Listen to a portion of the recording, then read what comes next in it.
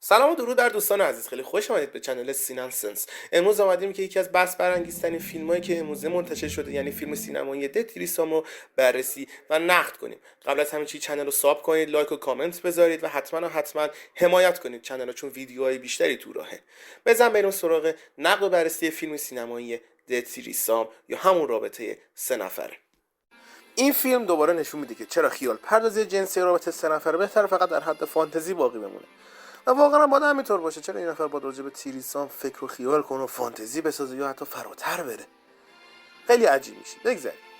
تیریسام در ظاهر رومکامیه که فکر میکنه قرار مرزها رو جابجا کنه و چیزی جدید به این ژانر اضافه کنه، اما عملا همون مسیر همیشگی و تکراری ژانر رو ادامه میده و به شدت داستان کلیشه‌ای و قابل پیش بینی داره. ولی جایی هم هست که لحظات تاثیرگذار و تم‌های انسانی داره که با کمی طنز قاطی شده و باعث میشه فیلم قابل تحمل و قابل دیدن باشه. که خب کارگردان باید همین کارم کنه، چون اگه این کارو نکنه هیچکس سمت فیلم نمیره. شخصیت اصلی کانر بلیک با بازی جونا هاوکینگ مدت هاست دلباخته اولیویا کاپیتانو که با بازی زوی دویچ هستش، ولی همیشه تو فرنزون گیر کرده و همه چیز از شبی شروع میشه که کانر مسته و با جینی بروکس با بازی روبی کروز آشنا میشه. جذابیت بین این دوتا انقدر واضحه که اولیویا هم خودشو میندازه وسط این رابطه داغ. آقا نکنین این کارو. چرا دیگه رابطه دو نفره رو نابود میکنین الکی؟ هی چی بگم. و یه شب عجیب غریبی رقم میخوره که هیچ کدومشون فراموش نمیکنن این شب. منم حتی فراموش نکردم، چه برسه اونم. اما فرداش پای عواقب واقعی وسط میاد و اون لحظه هیجان انگیز که میتونه هر شانسی که کانر برای رسیدن به یه رابطه جدی با اولیویا داشته رو نابود کنه. که خب شانس کانره دیگه. چون داستان فیلم تقریبا فقط با دیالوگ جلو میره، بازیگرا فقط باید قوی باشن تا کار بگیره. پس اول بریم سراغ بازی.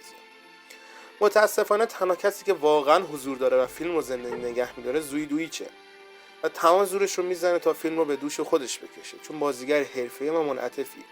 هم با تنها هم دیالوگای تیزش صحنه رو قشنگ در میاره، هم قوی ترین لحظات احساسی فیلم رو میسازه. راستش بدون حضور اون فیلم تبدیل میشه به یه افتضاح کامل که خب البته افتضاح هست ولی خب بیشتر افتضاح میشه. اما بقیه بازیگرا هیچ لطفی به فیلم نکردن و از متوسط روح پایین تا فاجعه بازی. جونا هاوکینگ که همین امسال با بدترین بازی در نسخه جدید آین و وات یو دی لاست سامر حسابی برنامه شد، اینجا هیچ پیشرفتی نکرده. بابا لامصب یه ذره پیشرفت کن. این همه اعتماد به نفس از کجا میاری فیلم بازی میکنه؟ حداقل یه بازی خوب انجام بده. واقعا نمیفهمم. این بشر نقشی عاشق خفن سالولو رو بازی میکنه که خیلی زود اعصاب خردکن میشه. اون حالت پسر خوب و مظلوم و نگاه طول سگی همیشگیش که انقدر تکراری میشه که حوصله آدم سر میره. واقعا خسته کننده میشه. یه بار دو بار تکرار کردی بس دیگه. حتی نتونسته یه ذره شیمی یا ارتباط واقعی با دو بازیگر زن ایجاد کنه و این باعث شده همه چی بیافته گردن اونا. زویی از پسش برمیاد ولی روبی کروز نه به اون اندازه. این بازیگر جوان هرچند بد بازی نمیکنه اما بیشتر وقتا گیج و سرگردون به نظر میاد و نمیدونه اینجا چه غلطی داره میکنه، مخصوصا وقتی پارتنر مقابلش نمیتونه بهترین بازی رو ازش در بیاره.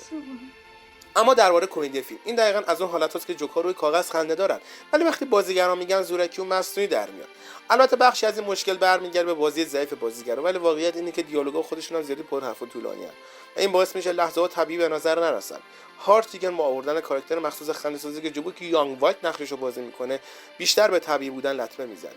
این شخصیت از همون اول فیلم حضور داره و وقتی داره ازدواج میکنه خب این سوال پیش میاد: مگه شوهرش نگران نیست که این آدم هر لحظه زندگیشو داره با بهترین دوستش میگذرونه، نه با کسی که تازه باش ازدواج کرده؟ فیلمسازی شلخته و اشتباهات تداومی هم باعث شده ارتباط گرفتن تماشاگر با فیلم سخت بشه. در نهایت فیلم یه ترکیب آب رفته از تو گرلز اند گای و ناکت آپ به نظر میاد، فقط بدون اون بازیگرای قوی که اون دو تا فیلم داشتن.